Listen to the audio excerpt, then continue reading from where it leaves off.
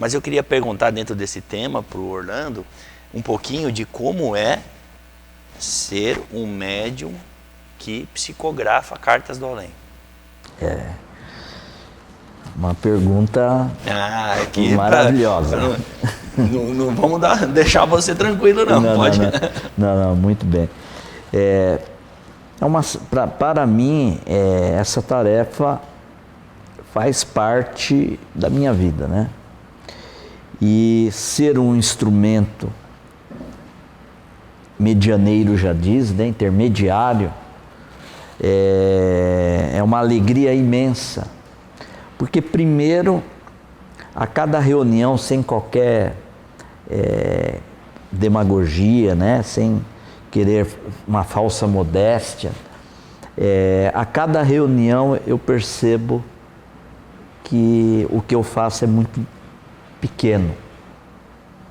Porque dentro da tarefa, eu olhando pela lógica do mecanismo da mediunidade, não se faz nada sem o mundo espiritual e principalmente sem o amparo dos benfeitores espirituais. Porque são eles que coordenam essa tarefa. Nós somos apenas o facilitador, né?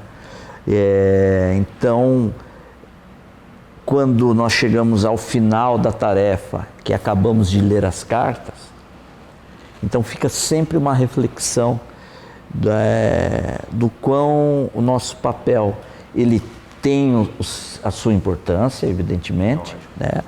Mas o quanto nós somos apenas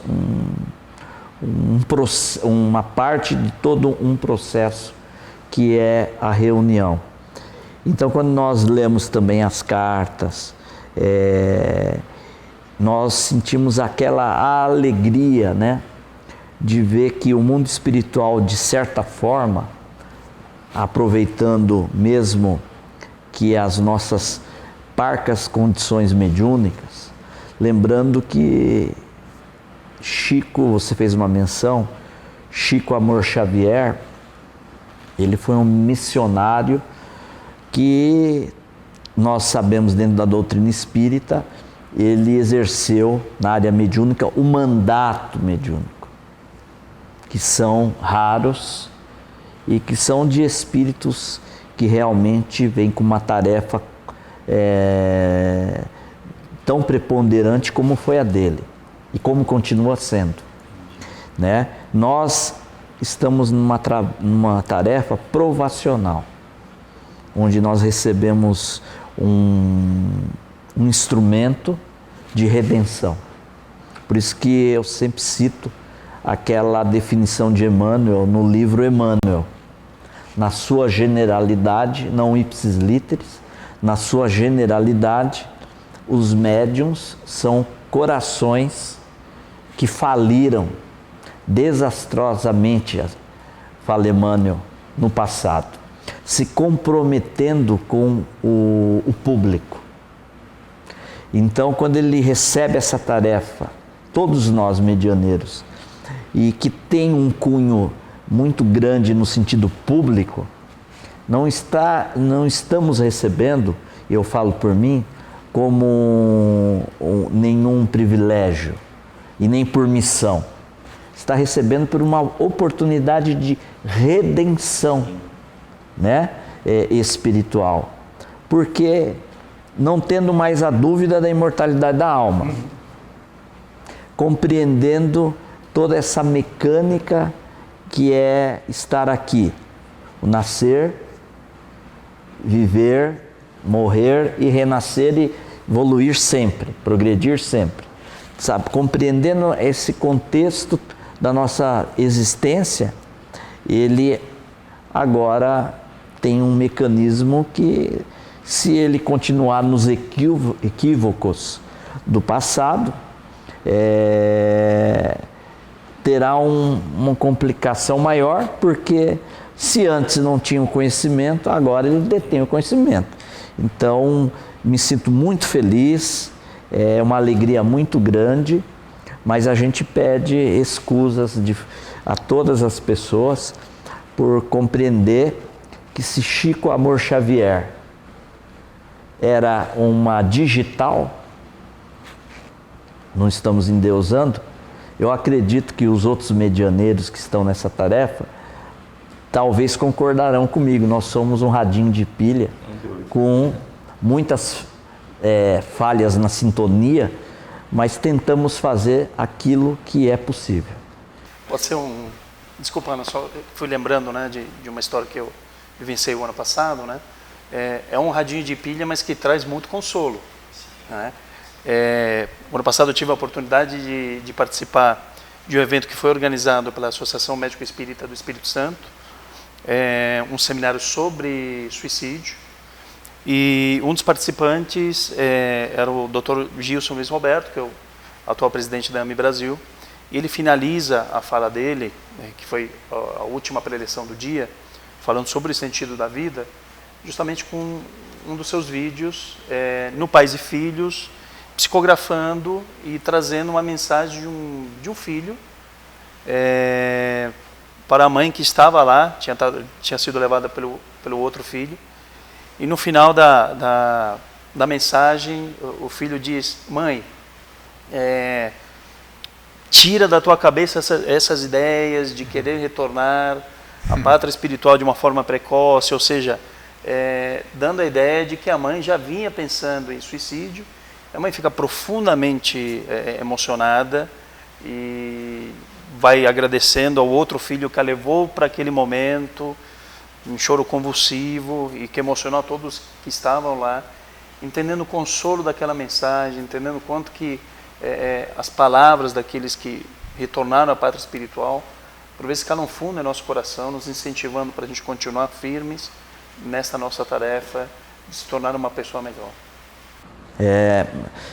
Me faz lembrar aqui, no Evangelho segundo o Espiritismo, quando Kardec irá tratar sobre um tema chamado o ponto de vista. Eu gosto desse tema. Né? Então, Alejandro e Alan, as pessoas que buscam a reunião, a tarefa doutrinária das cartas psicografadas, que é vamos dizer assim, um galho da grande árvore que é a doutrina espírita. É preciso elucidar que as cartas, as reuniões doutrinárias das cartas psicografadas, ela não resume o espiritismo.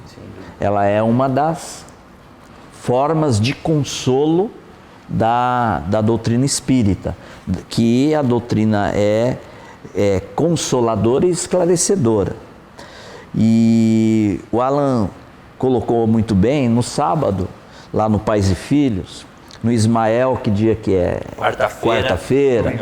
Então, as casas espíritas em si, ela tem uma reunião, que é a reunião da porta de entrada da casa espírita, que é a reunião de assistência espiritual, que as pessoas vão buscar, estão com depressão, pessoas que estão pensando no suicídio, pessoas que estão com problemas de doença, pessoas que estão com problemas de conflitos existenciais, enfim, N situações, pessoas que perderam o emprego, enfim, problemas familiares, né?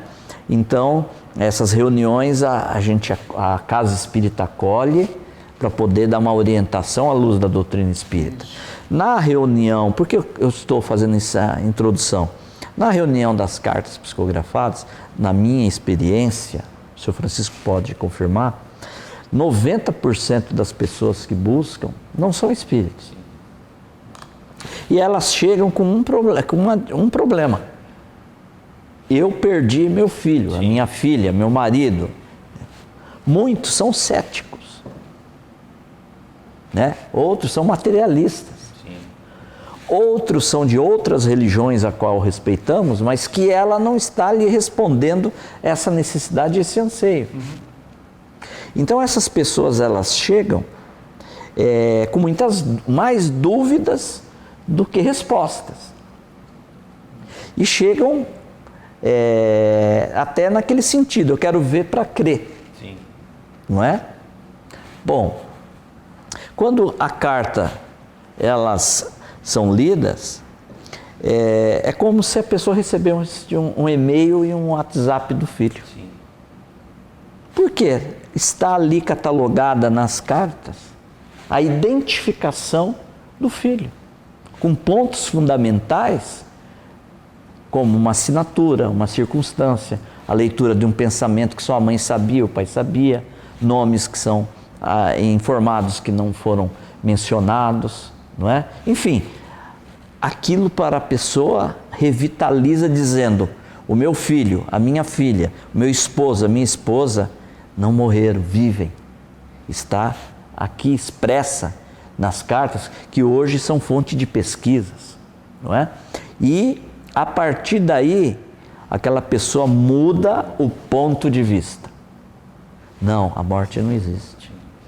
A vida continua. Sim. E eu sou testemunhas de pessoas que, ou naquele dia que receberam a carta, ou depois, quando visitam de novo a reunião, acabam falando, às vezes, sutilmente no meu ouvido: depois da carta eu passei a viver.